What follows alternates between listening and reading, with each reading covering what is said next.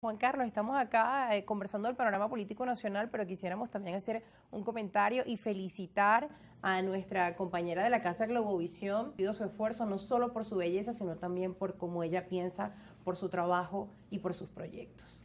Bueno, de verdad, primeramente felicitar a Valentina por este reconocimiento que recibe nuestra Venezuela, más allá de nuestra frontera, que lo llenan a uno de mucho orgullo.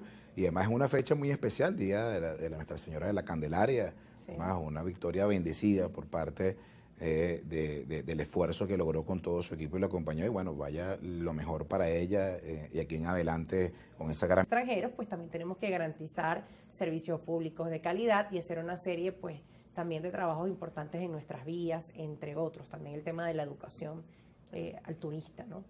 Sí, mira, fíjate, nosotros acabamos de finalizar ahorita dentro de lo que ha sido el Plan 335, una gira en dos estados importantísimos en materia del turismo. Estuvimos en Nueva Esparta, estuvimos en el estado Falcón y allí pudimos percibir, lo acabas de mencionar claramente, la materia de los servicios públicos. Los servicios públicos son fundamentales y muy importantes para poder darle mayor relevancia al tema del turismo, darle mayor protagonismo. Y bueno, como yo voy a buscar la manera de irme de vacaciones un fin de semana a Margarita, sí, no voy a tener garantizado el servicio de agua, de energía eléctrica, de inclusive lo que es la distribución del servicio de combustible. Cuando tú vas y yo hablaba con la dirigencia de nuestra organización en las costas del estado Falcón y te encuentras además inclusive en los hospitales, que la vialidad, o sea, te encuentras muchas circunstancias que no permiten que de alguna manera también esa persona que quiere invertir en la recuperación de ese espacio turístico, en los chalets, en las cabañas, en las posadas, en esos restaurantes tan artesanales, tan importantes en nuestras costas venezolanas, pues obviamente te encuentras que allí hay un desánimo y empieza una desesperanza y dice, bueno, ¿y cuándo vamos a retomar? Yo creo que es fundamental el espacio que hablamos hace unos minutos atrás y el necesario encuentro del diálogo, pero sincero y sin complejo, sin molestia, sin tener que verse afectado por el comentario. Cuando hablamos del fortalecimiento tan necesario de nuestras instituciones, el fortalecimiento de cada una de las instancias que permitan que los venezolanos, porque si tú logras que la zona que quieras invertir o mejorar para el turismo realmente se pueda invertir, pues también vas a conseguir mano de obra de las personas que viven en cada una de estas áreas y va a permitir además entonces la reactivación no solo del aparato productivo para el que va a poder estar alquilando una posada, sino también para entonces el pescador artesanal, que también le toca atravesar un duro trabajo cuando tiene que ir a salir de pesca en la madrugada y se encuentra que para conseguir el combustible tiene que pagarlo a precio internacional el litro de la gasolina. Entonces son muchas cosas que sin duda tiene que pasar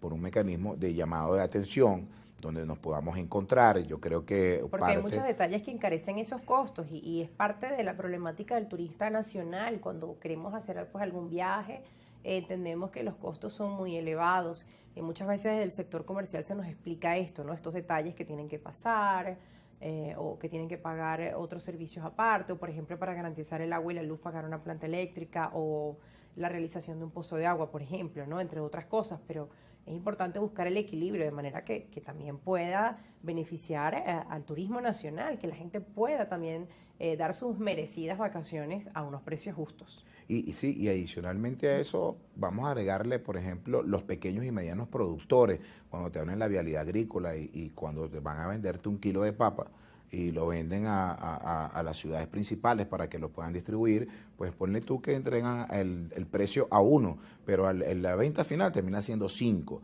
Y tú dices, bueno, ¿y por qué el pequeño y mediano productor que le costó tanto poder sacar esa cosecha? Mira, nosotros hemos estado en el páramo del estado Mérida, en esas montañas tan hermosas, viendo a los pequeños y medianos productores cómo pierden la cosecha que durante mucho tiempo van manteniéndola hasta que empieza a rendir los frutos y empiezan a recogerla. Y el problema después es lograr atravesar la vialidad agrícola porque no tienen combustible, porque el transporte no les es suficiente, por la vialidad, etcétera. Pues este tipo de cosas junto con el turismo artesanal pues requiere de alguna manera también la atención. Y cuando esto sucede, obviamente los precios termina siendo al final el gran enemigo del turista tradicional. Claro. Entonces muchos dicen, bueno, yo mejor espero el fin de semana. Y los que viven en el caso de Caracas y Miranda, y me voy a las playas, bien sea de La Guaira o me voy a las playas de las costas barloventeñas, y entonces evito tener que visitar. Pero tú vas a toda esa zona de la costa del estado Falcón, por ejemplo, y ves, tienes unas playas hermosas. Cuando vas a las playas del Oriente, igual. ¿Cómo no invertir en estos espacios tan maravillosos, tan nuestros, que son mejores playas inclusive de las islas ABC, de Aruba, Bonaire y Curazao? Y bueno, yo creo que hacia Además allá que tenemos una diversidad, nuestras playas de Oriente, por ejemplo, con esas zonas de montaña, un paisaje tan exuberante, o de Falcón, las playas de Falcón que no tienen que envidiarle a las de Aruba, pero tenemos además nuestro territorio insular, o sea, y una cantidad pues de elementos que hacen un turismo mucho más atractivo, además cultural, gastronómico, de todo tipo, pero sabemos las deficiencias que hay que mejorar también, ¿no? ¿Sabes qué? Lo importante de todo esto, Rosa, cuando tú ves y encuentras cada una de estas denuncias, encuentras cada una de estas quejas por parte de los habitantes, al final hay algo que queda, y es lo fundamental en la esperanza. La esperanza de esa mujer y de ese hombre que está en cada uno de estos municipios, de estas comunidades, que dice, yo estoy segura y estoy seguro que esto va a mejorar, que esto va a cambiar para mejor, y que esperamos realmente que la clase política en algún momento determinado se pongan de acuerdo para buscar soluciones a nuestros problemas. Ya a la gente no le importa el color del dirigente o de la responsabilidad del gerente municipal, regional o hasta nacional, de en qué partido milite. Al final la gente lo que quiere es buscar soluciones a sus problemas. Y hacia allá ha querido transitar la democracia cristiana en el marco del diálogo realmente tan necesario en nuestro país. Y cómo pasar de ese sentimiento de esperanza que tiene la gente a una acción, ¿no? A acciones, a propuestas. Mire, yo creo que una de las cosas importantes, primero la voluntad política es fundamental.